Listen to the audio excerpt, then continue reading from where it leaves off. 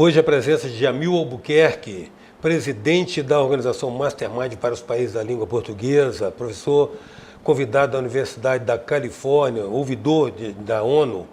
E Jamil está em Vitória para a celebração de um convênio de formação de lideranças com o Rotary Club aqui do Espírito Santo.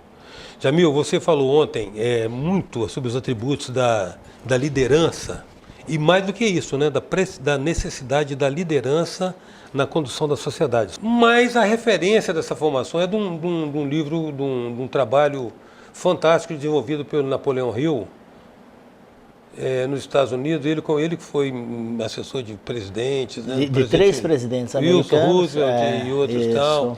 Definiu livros que são sim, best-sellers, permanentes best-sellers, né? Eu conheci a Lei do Triunfo. Sim. É um dos maiores long sellers, que a expressão que eles usam para best-sellers de longo tempo. O tempo todo, né? Isso, eles usam essa expressão long sellers. Então, longamente vendidos. Vamos rebobinar para aqueles que ainda não chegaram ao livro. O que ele define como aquelas 16 atitudes ou 16 leis do triunfo que Napoleão Hill consagrou e ao qual você certamente aderiu porque você está trabalhando com ele já há alguns anos, né? Com a Fundação. Há quase 30 anos, vai fazer 30 anos. São 26, 27 anos Quais são, Jamil? Nesse livro que você citou, inclusive você citou o livro base dele, que é A Lei do Triunfo.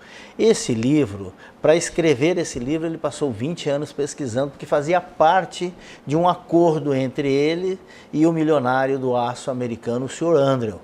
O Sr. Andrew disse a ele: Hill, se você quer pesquisar e eu te ajudarei, vou te apoiar, eu vou dar 3 coisas a você. Primeira coisa, eu vou te ajudar a custear as suas despesas só durante 3 anos. Segundo, darei a você uma carta de recomendação para que os homens ricos te recebam, porque homens ricos não perdem tempo com coisas que não têm pauta bem definida e não tenham relevância. E terceiro, você precisa vencer o maior de todos os inquiridores, que é o tempo. A tua pesquisa tem que durar 20 anos para poder saber se ela é verdadeira ou se é apenas uma obra do acaso. Uma coisa que acontece uma vez pode ser um acaso, 2 vezes pode ser coincidência.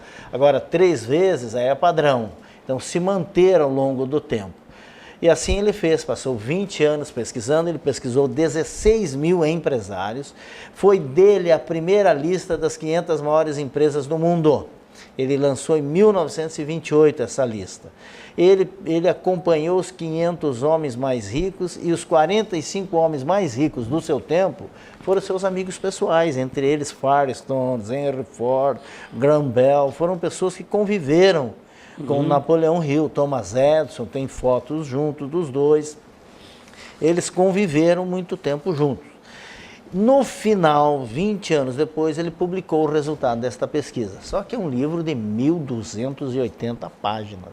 É um calhamaço, é um livro para pesquisador. Você leu porque você é um pesquisador. Você pegou e foi a fundo.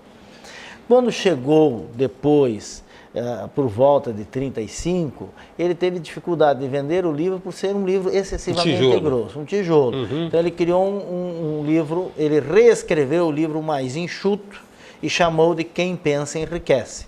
Ou seja, ele enxugou a pesquisa.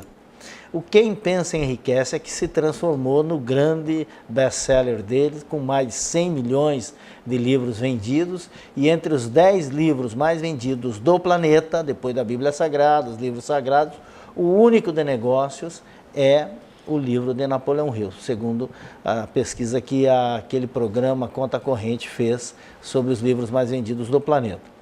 Então, nesse livro ele lista essas características. 17. As principais é propósito. A definição de propósito é o início de todas as realizações na vida. Essa é a primeira e maior delas. Segundo, é saber criar alianças de mentes. Pessoas que criam alianças sabem sustentar. Diga-me com quem tens alianças e direi qual é o tamanho que você tem. Ou seja, com quem você anda. Diz que o Zeca Pagodinho dizia: diga-me com quem andas e direi quantas caixas de cerveja eu vou ter que levar, porque ali é que vai sair a conversa, é dali que vai definir. Tropical. É uma adaptação tropical. Então, esses são os principais. Depois, a fé aplicada, interessante que ele traz isso. A fé aplicada. A fé operante, né? A fé operante. Ele foge da religiosidade, mas traz para o mundo dos negócios. Que é aquilo que estávamos falando nos bastidores, sobre o impacto da cultura religiosa na vida dos países, na vida das pessoas. E a capacidade de fazer mais que o combinado. São os essenciais que ele tem. E, claro, lidar entregar com mais do que pessoas. prometeu, né? Prometa pouco, entregue bastante. Faça mais. Que aí, com certeza, as pessoas conseguem olhar e perceber o que você está entregando e fazendo diferença. Então, na verdade, a partir desses eixos comportamentais, você vai debulhando a série de ações e medidas que fazem com que permeie tudo isso. Assim, a essência de qualquer relevante construção na vida é a liderança. O líder é responsável por mais de 85% do resultado de qualquer instituição, Eustáquio. Qualquer instituição, porque é o líder que resolve conflito, é o líder que define planejamento estratégico, é o líder que dá o comando, é o líder que faz as coisas acontecerem. A mão do líder, quando toca uma ideia, pode fazer ela virar ouro, pode fazer ela virar pó. O toque da mão do líder é que define o que ela vai se transformar. Quantas pessoas nós vemos que pegam ideias que parecem tão simples e fazem ficar tão grandes, e quantas ideias, quantas coisas tão boas que nós vimos pessoas pegarem e fazerem virar um caos. Sim. Então, a mão do líder, as competências do líder, nós vamos definindo. E um líder precisa ter 3 qualidades, 3 comportamentos bem definidos. Guarda essa informação. A presença hoje é de Jamil Albuquerque, economista, professor convidado da Universidade da Califórnia e presidente da Mastermind para os países de língua portuguesa. Voltamos já.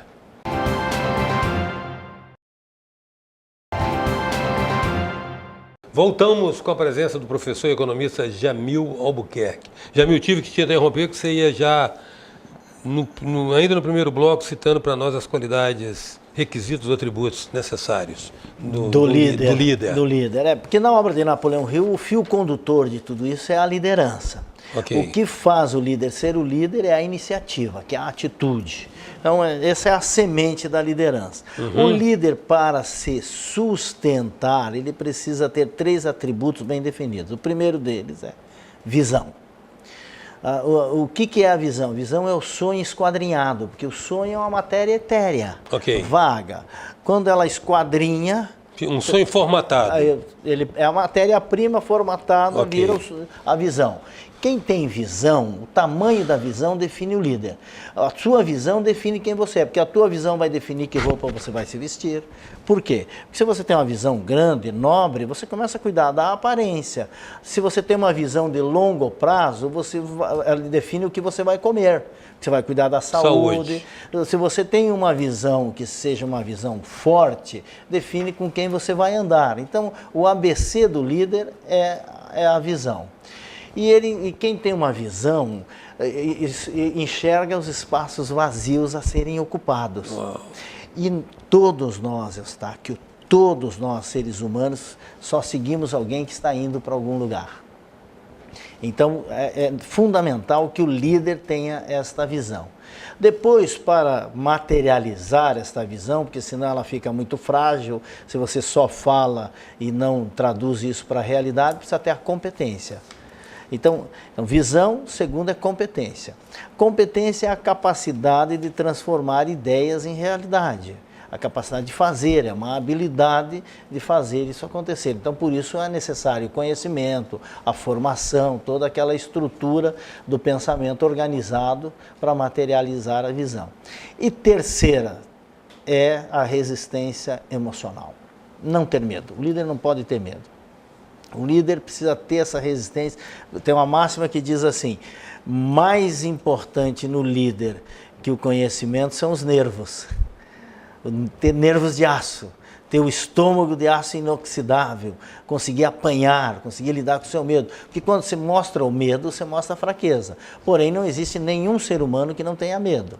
Só não tem medo os psicopatas, os insanos, os loucos. Quem não é humano. Quem é humano, quem tem umbigo tem medo, dizia meu pai. Esse conceito de coragem até mudou, né? Coragem não é não ter medo, é lutar contra o medo. É né? lutar contra o medo, vai com medo, enfrenta esse medo. Mas esta capacidade de ter essa resistência emocional, porque é aquilo que falávamos no outro programa, vai crescendo, novas qualidades, novos comportamentos são necessários. Quanto mais se aproxima do poder, a maior qualidade necessária é a capacidade de engolir a raiva. É a capacidade de suportar a pancada, é o autocontrole, porque alguém grande dando piti é a coisa mais ridícula que tem. E até porque o poder não suporta quem dá piti, quem não aguenta. Ele vai pegar, tendência natural, empurra, volta lá para baixo, que é lá o teu lugar. Aqui você tem que aguentar apanhar, aguentar ter a pancada, saber ter estofo para tomar decisão, porque na hora de tomar uma Aqui decisão... no Brasil a gente você traduz por sorrir com prego no sapato. É por aí. Essa imagem mental é fenomenal. Essa capacidade de sorrir com um prego no sapato é que define o líder. Então, essas são as 3 qualidades essenciais da liderança, que fazem... Essencial quer dizer, sem ela não existe. Não existe liderança. Ela não existe. É a substância fundamental. Mas então na essência e no grande resumão dessa grande ópera, é entender que tudo isso a partir do momento que... remete até um pouco do desgastado coach, mas tudo isso remete ao entendimento de que, havendo consciência e atitude, constrói-se um líder. Constrói-se o líder. Tomada de consciência é 50% da cura de qualquer situação. Você toma consciência, o processo de aceitação, você começa a crescer. Então, começa todo o processo. Tomou consciência, desenvolve atitudes e define onde quer chegar, é possível construir um líder. Isso é plenamente, desde que tenha uma metodologia que seja uma metodologia Ou coerente. seja, liderança se aprende na escola. A liderança se aprende na escola, se aprende na vida, se aprende ao longo da caminhada, porque ela não é um evento. Dá 30 segundos aqui para um breve comercial. Vamos falar sobre Like a Rolling Stone. Like a Rolling Stones, como um Rolling Como é que Stones. se diz? Você não lançou o livro ainda não, você vai voltar aqui em Vitória para lançar esse livro? Esse livro já está no mercado, já está sendo inclusive bem vendido.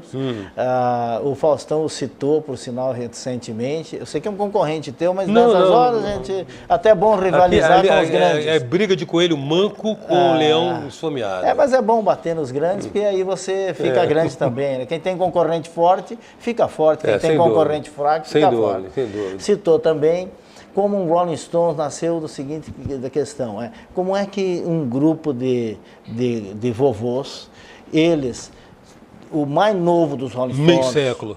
O mais novo dos Rolling Stones, que é o Mick Jagger, é mais velho que o mais velho juiz da Suprema Corte americana. Você levaria a tua menina, quantos anos tem? 18. 18. Levaria ela para ver um show de rock do teu bisavô? Provavelmente não, mas levamos ela para ver um show de rock dos Rolling Stones. Como é que é a tua frase que você falou? Vou ter muito cuidado do mundo que nós vamos deixar para os Rolling Stones. Do mundo nós vamos deixar para eles. Parece que eles não acabam nunca, eles vão ficar aí. Mas eles colocaram o filtro de Napoleão Hill. Eles aplicaram as leis de Napoleão Hill e aí a gente percebe claramente o que é o objetivo bem definido, o que é essa capacidade de resistência emocional, e ele tem a longo prazo, ele quer ser uma das bandas mais longevas do planeta. Ele já vai para 57 anos. Agora em maio começa uma nova, de 2019, começa uma nova turnê. Ele deve caminhar aí pelo menos mais uns 3 anos para chegar a 60 anos e aí fica inalcançável, né? 60 anos de atividade fica inalcançável. Não é impossível, mas é improvável que seja alcançado. Não é impossível, mas é improvável que ele seja alcançável. Jamil, muito grato pela sua presença, pela sua disponibilidade de compartilhar conosco um pouco desses conhecimentos. Eu é que sou grato à forma com que você me recebeu, carinhosamente, e a naturalidade com que você conduz. Claro que a curva de aprendizado faz isso, mas você tem uma personalidade muito agradável. Eu me senti em casa aqui no Espírito Santo. Grato. Obrigado. Mais grato ainda. Hoje a presença do economista, professor convidado da Universidade da Califórnia, ouvidor da ONU e presidente da organização Mastermind para os países de língua portuguesa, Jamil Albuquerque. Até já.